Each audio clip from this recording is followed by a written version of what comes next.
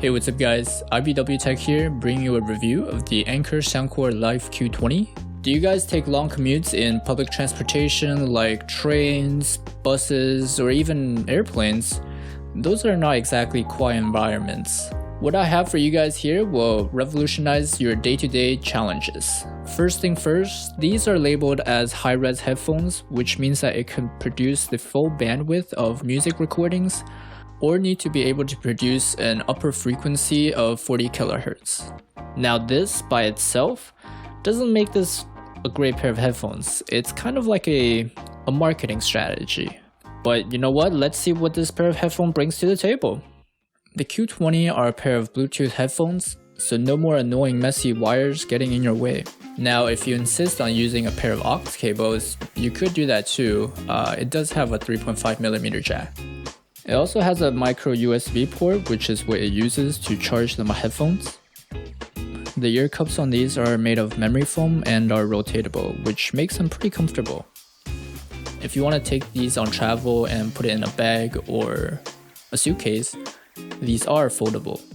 If you want to compare the comfort level of the Q20s, there's only one headphone that I have in mind, and it's the Sony 1000 series. These are probably the most comfortable headphones I've ever worn, but the Q20s are also not too far away. The biggest difference I see between these is the size of the ear cups. The Sonys are pretty big, which makes them comfortable, but the Q20s are just a little bit too small and can squish your ears. As for the durability and build quality goes, these are pretty durable. Now build quality, the plastic here feels a little cheap and it's very noticeable when you compare them to the Sonys. To pair these, hold down the power button for a few seconds, and the rest is like every other Bluetooth device.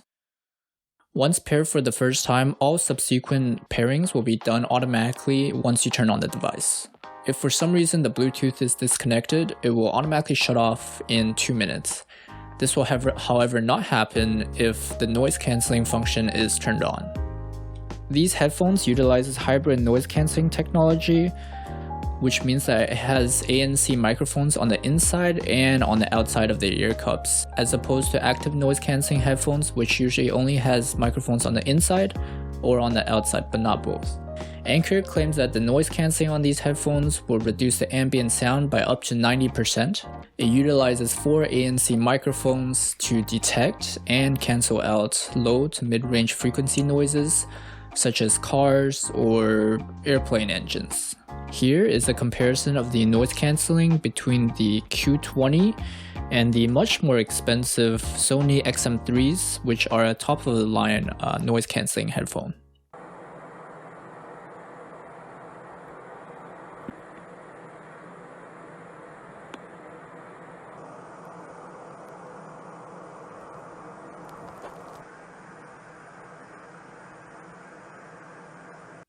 From the tests, I think the active noise cancelling of the Q20s are not as good as the ones found on the Sonys. In the real world, both of these performed a lot better. It's just very hard to capture the noise cancelling effect. But in the recording, you can tell a noticeable difference when the Sony's noise cancelling kicked in, but that is not the case for the SoundCloud Q20s. With noise cancelling on, the Q20 for some reason has a little bit of white noise. So for the best sound quality, you're going to want to turn the noise cancelling off.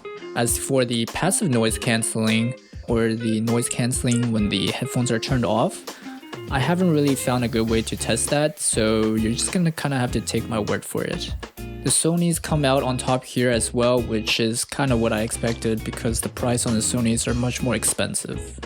One interesting feature that this pair of headphones comes with is what Anker calls it their bass up technology, which basically strengthens the bass that comes out of this pair of headphones.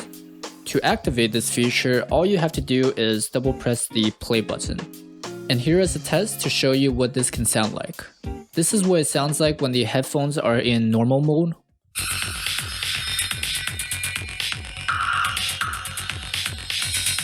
And this is what it sounds like when the bass up technology is enabled.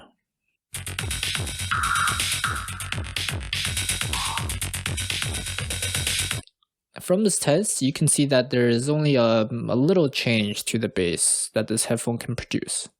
The battery life on these are great. Anker claims that these get about 40 hours of playtime when noise cancelling is turned on and the volume settings are turned to 60%.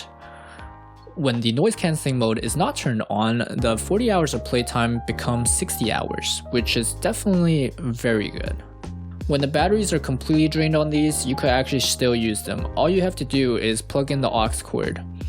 However, advanced features like bass up or noise cancelling cannot be used in this stage. When you finally get a chance to charge these, it will take about 3 hours to fully charge them. But let's say if you forget to charge them and you wake up in the morning, all you have to do is charge for 5 minutes and you'll get around 4 hours of playtime, which is actually perfect for your daily commutes. One drawback to these headphones is that you cannot use them when they are charging. It will automatically turn off, which can be annoying at times. In a real life test, I can get about 1 week out of these, which comes to around 15 to 20 hours of playtime before I get a notification that I have low power. I know you probably won't be using these for making phone calls, but they do have a built-in microphone that you can use just for that. As far as the spec side of things, the Q20 has the impedance of 16 ohms, a frequency response between 16 Hz and 40 kHz, and for the rest of the specs, they will be on the screen. As for variations of these are black, but they also come in blue and silver, so if that's your cup of tea, that's great. Now, if you want a different model, there's also the Soundcore Q30, which is a more premium version of this pair of headphones. The Soundcore Q20 pretty much loses in every category when you compare it to the Sonys, but that's to be expected. The Sonys cost $200 to $300, while the Soundcore Q20s only cost $50. So in the end, you have to ask yourself, does the increase in performance of the Sonys outweigh the increase in price? And that is something only you can answer. That's all I've got for you guys today. Like if you like the video, subscribe if you want to see more future content, and if there's something else you want me to review, do leave a comment in the comment section. I'll see you guys next time.